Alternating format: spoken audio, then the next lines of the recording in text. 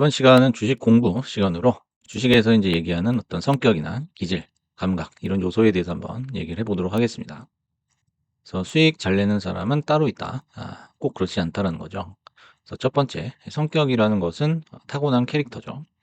그래서 낙천적이냐 비관적이냐, 대범하냐 소심하냐 이런 차이를 나타내고요. 보통은 이제 바꿀 수 없는 경우가 대부분이죠. 그래서 타고난 성격에 맞춰서 잘 살아야 되는데요. 주식도 마찬가지입니다. 억지로 바꾸는 것보다는 내 성격에 맞는 그런 매매 방식을 찾아야 된다는 거고요. 그다음에 두 번째 주식에 있어서의 기질이란 것은 후천적으로 만들어지는 습관을 얘기하죠. 그래서 어떤 즉흥성이라든지 침착함 그리고 도박성이라든지 아니면 미리 계산된 그런 행동이라든지 이런 부분들은 성격이라기보다는 주식을 하면서 차차 만들어진 습관이라고 볼 수가 있습니다. 그래서 이것도 마찬가지로 고착화돼서 바꾸기는 어렵지만 행동 통제를 통해서 얼마든지 변화가 가능한 요소입니다. 세 번째는 이제 감각인데요. 감각은 센스나 통찰력의 영역이죠. 그래서 당일 급등주를 찾는 촉이라든지 아니면은 급락 전에 쎄함을 느끼는 촉이라든지 우리가 흔히 말하는 촉을 얘기하는 거죠.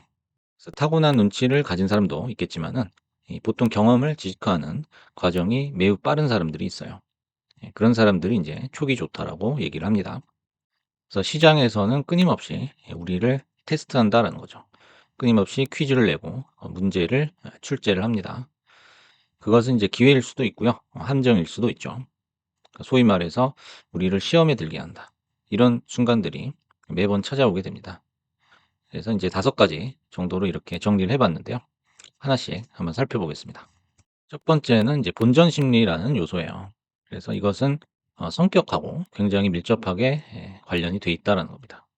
그래서 과거의 손실을 계속 머릿속에 넣고 다니는 그런 성향을 얘기하죠. 그래서 낙천적으로 훌훌 털어버리고 제로 베이스에서 매번 다시 시작하는 그런 사람이 있고요. 아니면은 계속 빚을 차감해 가듯이 예를 들어서 내가 한 1,000만 원 정도 손실이 났는데 이번에 10만 원을 벌었어요. 그러면은 이제 10만 원을 벌었다고 생각을 하는 게 아니고 990만 원이 빚이 남았다. 이렇게 생각을 하는 거죠. 그러다 보면 이제 욕심이 생기고 더 벌어야 된다. 요런 이제 무리수를 두게 되는데요. 요런 과정에서 오히려 손실이 늘어나는 그런 경우도 생깁니다. 그리고 이것은 매매 중에도 튀어나오는데요. 이제 손실 상태에서 찔끔찔끔 올라와 가지고 본전 밑에 겨우 도달하는 그런 경우가 있죠. 그때 인제 '아 이 정도도 감사합니다.' 하면서 나오는 경우도 있지만 기어이 본전을 치려고 합니다.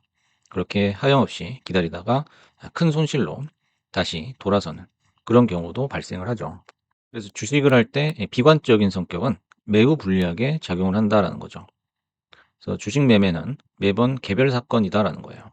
그래서 첫 번째 베팅과 두 번째 베팅은 서로 연관성이 없다라는 거예요. 그래서 첫 번째 매매에서 이게 벌었다고 해서 두 번째 베팅에서 필요 이상으로 물러설 필요가 없다라는 거죠. 반대로 첫 번째 매매에서 잃었어요. 그렇다고 해서 두 번째 매매에서 그거의 두 배를 벌기 위해서 우리가 무리수를 둘 이유도 전혀 없다라는 거죠.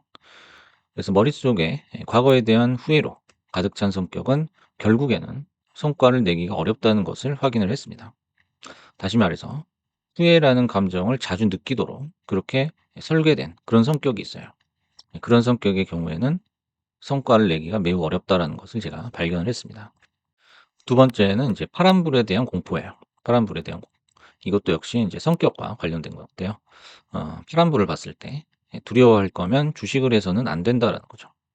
파란불이라는 것은 잔고창이나 아니면 과거의 매매 일지에 손실이 이렇게 찍혀 있는 거예요.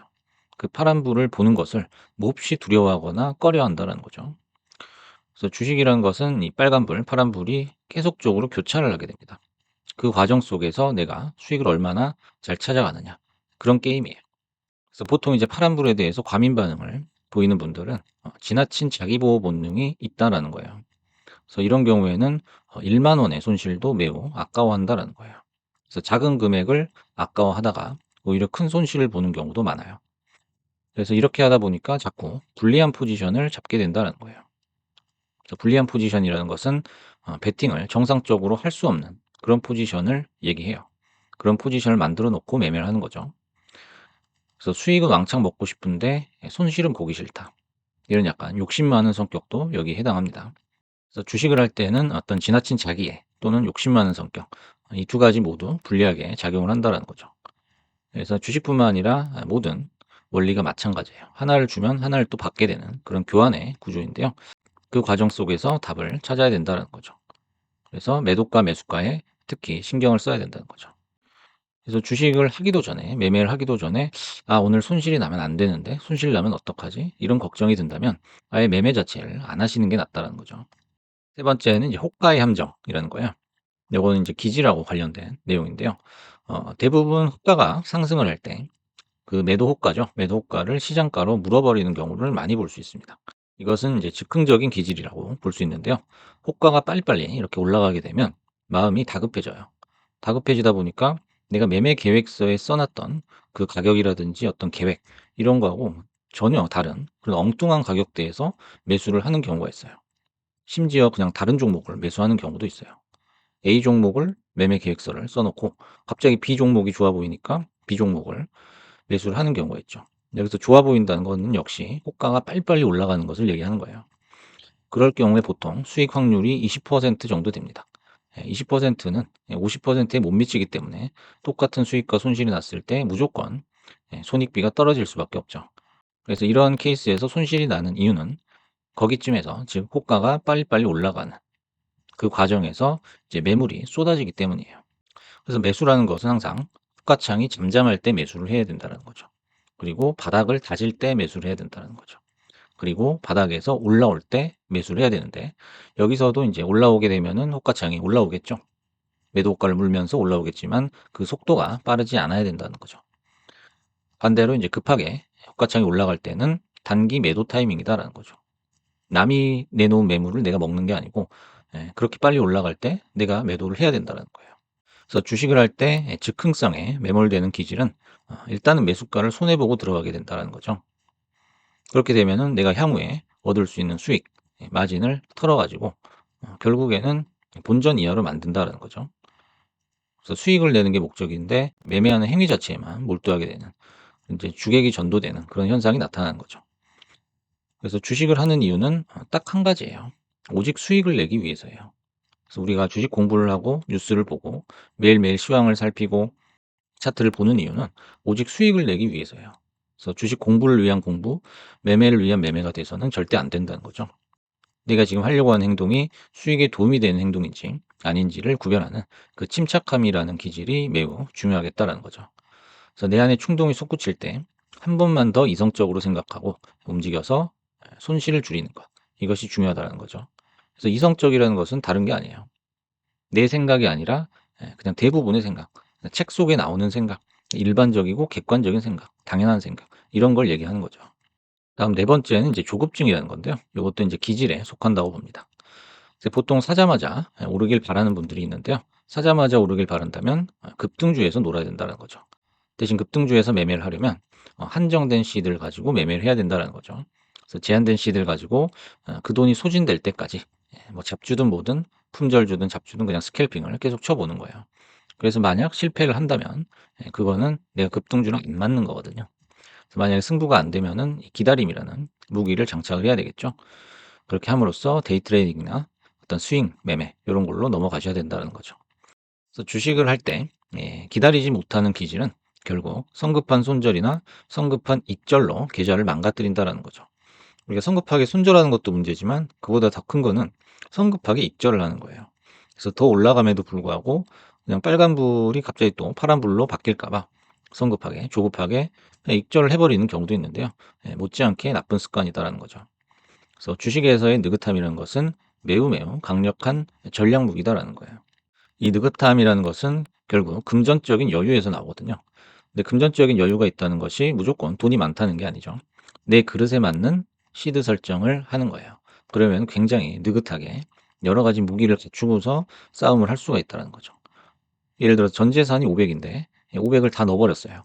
그러면 이제 초조하죠. 초조하기 때문에 충분한 기다림이라든지 아니면 제대로 된 전략을 구사할 수 없을 게 뻔합니다. 다음은 이제 다섯 번째인데요. 다섯 번째는 강도 측정 시험이다라는 거예요. 그래서 매일매일 주식 매매를 하면서 우리를 이제 시험에 들게 한다고 얘기를 했었는데요. 이것이 바로 거기에 해당합니다. 그래서 이것은 어떻게 보면 감각의 영역이다라고 설명을 할 수가 있겠어요. 그래서 여러분들이 이제 마트에 갔는데 가격표가 없어요. 가격표가 없다라고 가정을 해 볼게요. 그러면 이제 물건을 어떻게 우리가 고를 것이냐라는 거죠. 며칠 전에 이제 사과 하나에 1,000원이었다는 것을 기억을 해요. 그럼 이제 며칠 후에 별다른 뭐 기상 변화가 없었어요. 그랬다면 오늘도 1,000원 근처일 확률이 매우 높겠죠. 다시 말해서 사과는 1,000원이다. 이것은 경험에 의한 어떤 지식의 한 형태라고 볼 수가 있어요. 마찬가지로 이제 시장에서 프리장에서 급등을 한 후에 개장 전에 매물이 나오고요.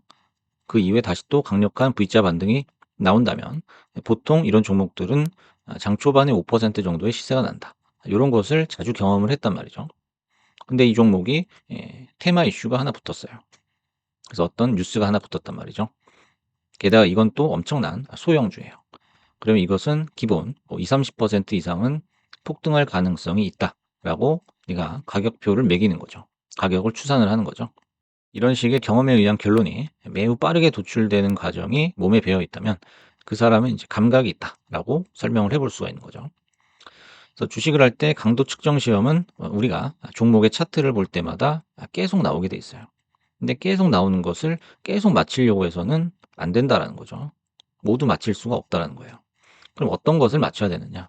결국에는 쉬운 문제거든요. 쉬운 문제. 마트에 가서 과일을 자주 샀다면 과일을 찾아야 된다는 거죠. 왜냐면은 그 과일의 가격 범위를 잘 알고 있기 때문이에요. 그래서 쉬운 문제를 고른 후에 그 문제를 근사치에 가깝게 맞히면 된다라는 거거든요. 그래서 이 가격이 어느 정도까지 튈 수 있겠다. 이것을 계속 추정하는 연습을 해 보셔야 된다는 거죠. 이게 반복되다 보면 반드시 좋은 결과가 나올 수 있습니다. 주식책을 본 적도 없고 뉴스도 잘 안 봐요. 하지만은 인제 이런 트레이딩 자체를 잘하는 사람, 수익이 잘 나는 사람들은 대부분 이런 감이 좋다라는 거예요. 다시 말해서 과거의 경험들을 머릿속에 통계를 내 놨다가 그것을 하나의 지표로 삼을 수 있는 고런 훈련이 돼 있는 사람. 우리는 이런 사람들을 감각 또는 센스가 좋다라고 얘기를 하는 거예요. 어떻게 보면 눈치라고도 볼 수가 있겠죠. 그래서 이렇게 5 가지 요소에 대해서 생각을 해 봤는데요. 우리가 성격이라는 것은 뭐 바꿀 수가 없다라고 하지만은 여기 나온 이제 본전 심리나 뭐 어떤 파란불에 대한 공포 이런 이제 성격적인 부분에서 비롯된 이런 요소들도 여러분들이 훈련을 하고 또 행동 통제를 하고 이런 과정을 통해서 얼마든지 바꿔 나갈 수가 있다는 거예요. 그래서 늘 매매 계획서의 중요성을 말씀드리는 이유도 그게 시각적으로 보이는 거랑 시각적으로 보이지 않는 거랑은 엄청난 차이가 있다는 거거든요. 예를 들어서 내가 즉흥적으로 매매를 하게 되면 내가 며칠이 지나서 어떤 과정에서 손실이 났다는 것을 금방 잊어버리게 됩니다. 수익도 마찬가지고 손실도 마찬가지고 내가 뭘 했는지조차도 기억을 못 해요. 그래서 매매 일지가 됐든 그냥 간단한 메모가 됐든 종이든 뭐 메모장이든 그냥 쓰셔서 그거를 시각화하는 작업이 매우 중요하다라고 생각을 합니다. 그래서 내가 어떤 감정을 느꼈다고 해도 그걸 100% 글로 말로 표현을 할 수는 없겠지만은 대충 어떤 류의 감정이다라는 것을 반드시 메모를 해 놓으시기 바랍니다. 그래서 그 감정을 느꼈을 때 그다음에 따라오는 결과, 뒤따라오는 결과가 무엇이었는지 반드시 써야 된다는 거죠. 그래서 그 인과관계가 매우 중요해요. 결국에는 시장에서 일어나는 어떤 연관성이나 인과관계도 중요하겠지만 내 머릿속에서 일어나는 인과관계. A라는 감정을 느끼면 B라는 결과를 통해서 계좌가 이런 식으로 바뀌었다라는 것을 그 메커니즘을 반드시 써 놔야 된다는 거죠. 그래서 요 5 가지를 한번 여러분들도 잘 생각을 해 보시면서 매매에 잘 활용하셔서 좋은 수익을 내 보시기 바라겠습니다. 그래서 이번 시간은 주식 공부 시간으로 주식 매매에서 필요한 어떤 성격이나 기질, 감각 등의 요소에 대해서 얘기를 해 봤습니다. 감사합니다.